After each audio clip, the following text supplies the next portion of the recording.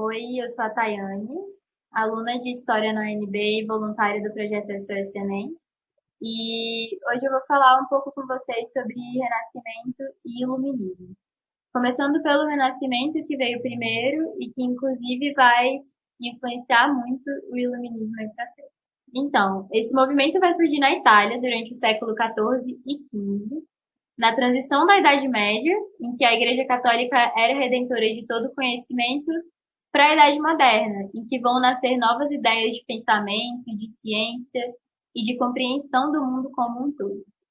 O nome Renascimento vai surgir da influência das sociedades clássicas, as sociedades greco-romanas, em que já havia um avanço nas áreas culturais e filosóficas, em que a gente pode citar Sócrates e Aristóteles e por aí vai, em que o homem moderno vai tentar resgatar esses avanços e aprimorar as coisas boas da Idade Antiga que acabaram se perdendo na Idade Média. Ou seja, algo que já existia de alguma forma, agora vai renascer na Idade Moderna. Mas é importante ressaltar que esse movimento não foi uma ruptura total com a Igreja e com a Idade Média, mas uma transição gradual em que a religião vai deixar de ser o único norte da sociedade naquele momento, mas que ela ainda vai exercer muita influência e dominância. O Renascimento teve grandes impactos sobre a política, a economia, a religião e a mentalidade da sociedade europeia, mas sobretudo no campo cultural, que é o que costuma cair em vestibular e é o que a gente vai falar sobre hoje. A produção científica foi marcada por nomes como Galileu, que entre várias outras coisas ele vai pesquisar sobre o movimento de translação e rotação da Terra, e o Nicolau Copérnico, que muito próximo de Galileu, ele vai falar sobre como a Terra gira em torno de outros astros e vai colocar o Sol como centro do universo. Ambos vão se utilizar de um método científico de experiência e observação, que se torna comum para os cientistas renascentistas, mas que não era nada comum na Idade Média, tanto que os dois vão ter problemas com a Igreja Católica e vão ser julgados em tribunal por essas ideias. E só em 1992 a Igreja vai se pronunciar e reconhecer que errou em condenar Galileu à prisão perpétua naquela época. Isso é uma demonstração de como a Igreja, mesmo sob a Idade Moderna, ainda detinha bastante poder. Na área literária, a gente vai destacar o Dante Alighieri, o autor da Divina Comédia, e o Shakespeare, que escreveu grandes clássicos como Romeu e Julieta e Hamlet. E ambos esses autores são muito cultuados até hoje em campos literários, acadêmicos, teatrais, interpretativos, para a gente poder ter uma noção do tanto que o Renascimento foi vanguardista e influente na cultura ocidental. Na parte artística também vamos ter grandes nomes. Os mais conhecidos são Leonardo da Vinci, Michelangelo e Rafael, que vão manifestar o ideal renascentista nas pinturas, introduzindo novas técnicas e novas formas de retratar o homem, e, muito importante, eles vão relacionar a ciência com a arte. Essa parte é muito interessante da gente olhar a história a partir do campo artístico, e eu separei algumas das artes mais marcantes do Renascimento, o resumo do renascentismo no Drive para vocês. Então, nessa contextualização, a gente vai caracterizar o Renascimento a partir de 7 características principais, que você pode usar o macete da palavra carinho, que se você juntar a inicial de todas elas, vai formar carinho. E aí, aprendendo o Renascimento com carinho, você pode relembrar desses termos com mais facilidade. São eles o classicismo, o antropocentrismo, o racionalismo, o individualismo, o naturalismo, o hedonismo e o otimismo. Vamos começar pelo classicismo, que veio das sociedades greco-romanas. É um conceito em que eles começam a pautar as relações de forma mais racional. E com toda essa influência dessas sociedades no renascentismo, eles vão se apropriar desse conceito, o que vai nos levar ao antropocentrismo, que é a concepção de que o homem é protagonista da sua própria história, se reconhecendo enquanto ser racional e inteligente, o que era comprovado pelas descobertas científicas feitas na época. Enquanto na Idade Média o conceito era o teocentrismo, de que Deus está no centro de tudo, a gente vai ter essa ideia oposta no renascentismo. Mas ressaltando que, apesar de ir oposta ao teocentrismo, essa concepção não anulava a relação do humano com Deus, mas tentava dar um significado novo a ela. Com essa ideia de que o homem é o centro do mundo, entra o hedonismo, que coloca todos os prazeres do homem, sejam eles carnais, sensoriais, materiais, como prioritários, indo mais uma vez em oposição à Idade Média, que pregava o sacrifício desses prazeres em prol de uma boa vida no paraíso pós-morte. No renascentismo, não. Eles vão pregar de que a vida material e os desejos do homem são mais importantes do que qualquer outra coisa. E é muito importante a gente sempre relacionar o renascimento ao racionalismo, que vai colocar a razão humana como um caminho único para acessar o conhecimento, através de pesquisas científicas, de métodos científicos, como a experiência e observação. Eu sei que o Nicolau Copérnico fez ao deduzir que o Sol é o centro do universo. Então, aqui o conceito de racionalismo é sempre buscar uma explicação científica e racional para o que é visto como fato na sociedade. O que vai nos levar ao naturalismo, que os cientistas vão começar a pesquisar sobre como funcionam os ecossistemas, o universo, o tempo e todas essas nuances naturais que abordam a relação do homem com o seu meio ambiente. Todas essas concepções e ideias vão ir muito bem, que vai surgir aí o otimismo. A população vai começar a acreditar na evolução científica, artística, política e cultural, o que vai levar ao individualismo. O homem vai começar a olhar para si e vai começar a se ver como central no mundo, o que vai entrar aí o conceito de direitos individuais, que vão ser pautados o direito à propriedade privada e à livre concorrência, que acabam por ser dois pilares muito importantes do capitalismo liberal, e a gente pode ver como todo esse movimento influencia muito na transição do feudalismo, que era o sistema vigente, para o capitalismo que se instaura algum tempo depois. Então, as principais coisas que a gente tem que lembrar daqui do Renascimento é: ele nasce na Itália, com influências greco-romanas, e posteriormente ele se espalha pela Europa. Era um movimento que questionava a igreja, mas não se colocava contra a imagem de Deus, só interpretava ela de uma forma diferente.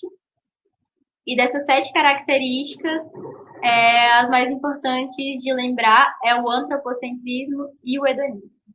Acho que a gente encerra o Renascimento por aqui e a gente vai entrar no Iluminismo. Ambos esses movimentos surgiram durante a Idade Moderna, só que o Renascimento foi entre o século XIV e XV, e a gente vai dar um pulo para o século XVIII, que foi quando aconteceu o Iluminismo. O que acontece? O movimento renascentista ele teve diversas consequências na sociedade europeia. Uma delas é que o feudalismo entrou em crise. Então, os senhores feudais estavam de forma bem gradual perdendo seu poder. Mas bem gradual mesmo, porque isso vai se alongar por séculos, até formar o que a gente chama de estados modernos, em que a forma de governo era absolutista. Ou seja, todos os poderes se concentram na mão de um rei, que era soberano sobre todo o território do país e era considerado como um mediador entre Deus e o povo. E ele também ele tinha ali apoio da Igreja Católica. O modelo econômico, apesar de cada país ter suas particularidades, era o mercantilismo. Fazendo a síntese do que significa é que o Estado controla toda a economia do país, todas as relações comerciais e adota uma postura colonialista, principalmente em relação a países da América, onde eles vão se apropriar de materiais desses países como ouro e prata. Outra coisa importante é que eles manteram, nos estados modernos do feudalismo, o modelo de sociedade estamental, o que significa que sua posição social já era definida a partir do seu nascimento.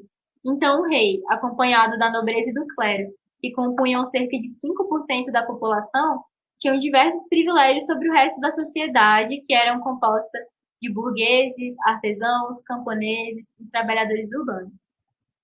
Então, dito isso, o sistema vigente é o absolutista com o modelo econômico mercantilista.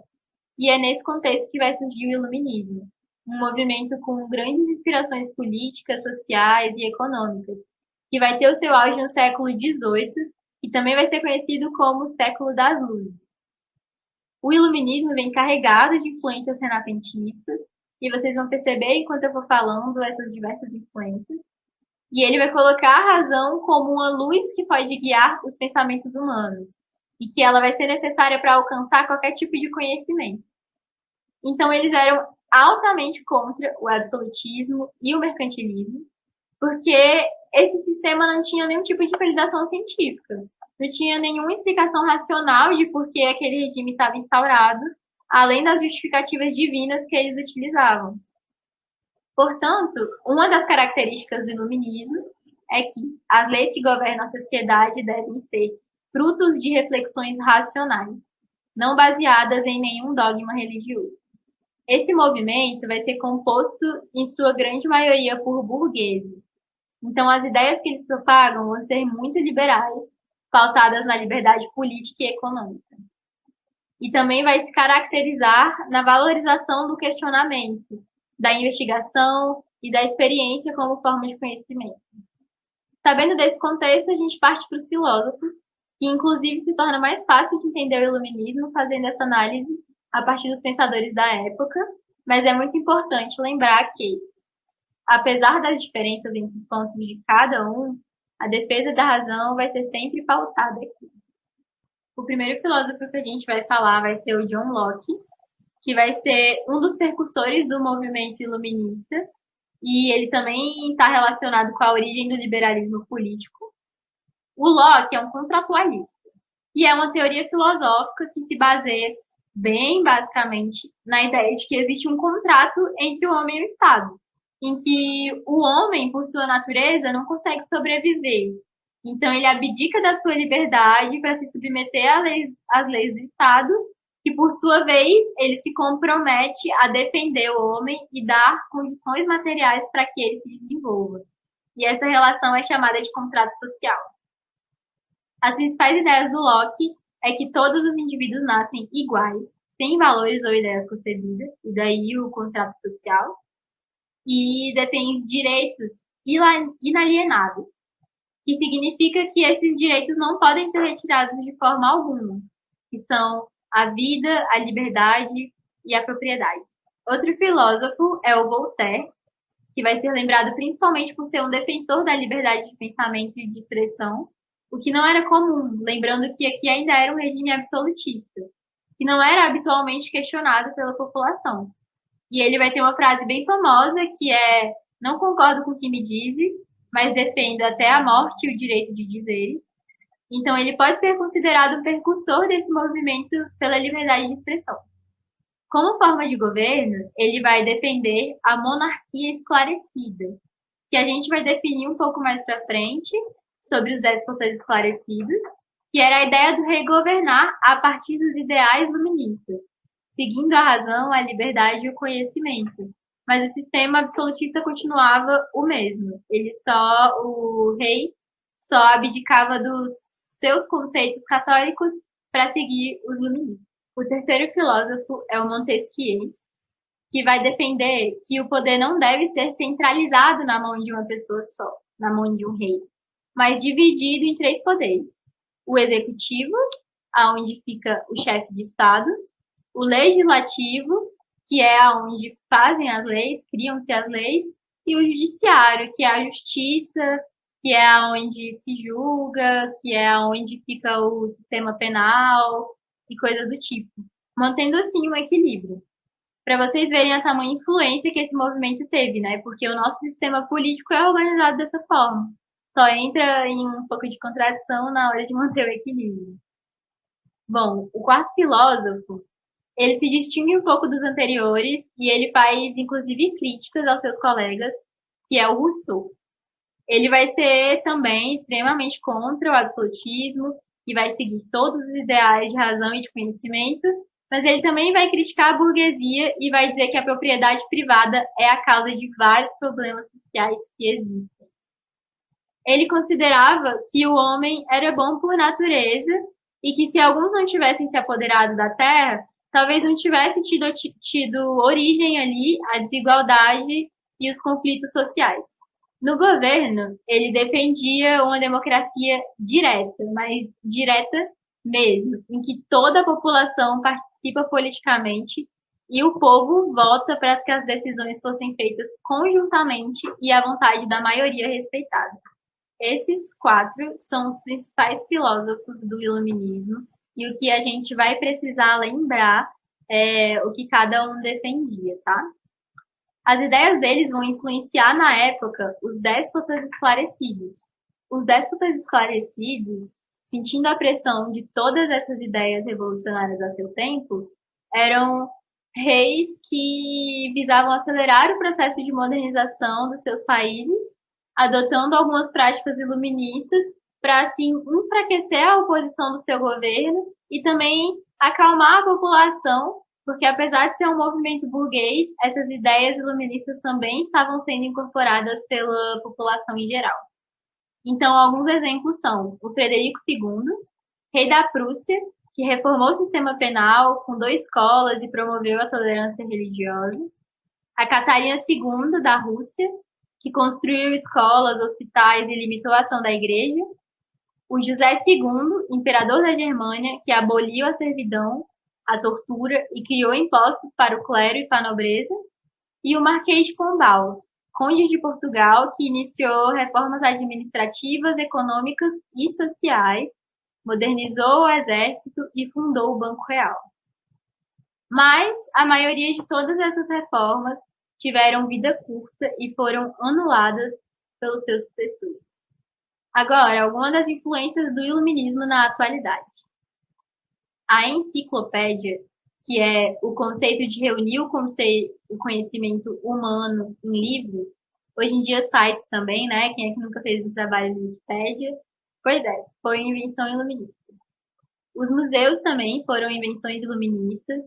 E trazendo para um contexto brasileiro, além do sistema de poderes ser vindo do iluminismo, né? Além do nosso sistema de poderes, o judiciário, o executivo e o legislativo ser uma ideia vinda do iluminismo, a nossa Constituição também é muito influenciada pelas ideias iluministas.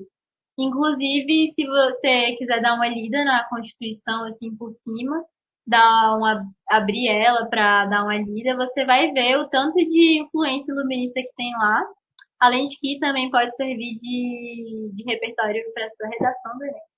Então, do iluminismo, as coisas mais importantes de se lembrar é que é um movimento burguês que prega a liberdade política e econômica, se baseando na razão e na ciência, vai contra o modelo atual da época, que era o absolutismo, influenciou reis que acatavam seus ideais, sendo esses chamados de déspotas esclarecidos, mas lembrando que não é importante lembrar o nome daqueles reis, tá?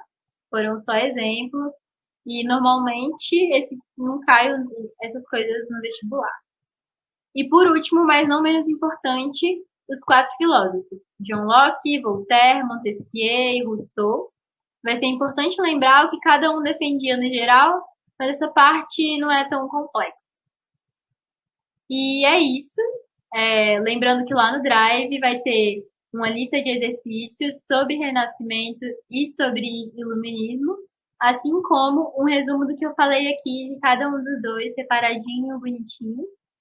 E eu espero ter ajudado de alguma forma e que todo mundo consiga passar no vestibular. Não só isso, que esteja bem da cabeça, né, durante essa época. E é isso, gente. Boa sorte, bons estudos e obrigada.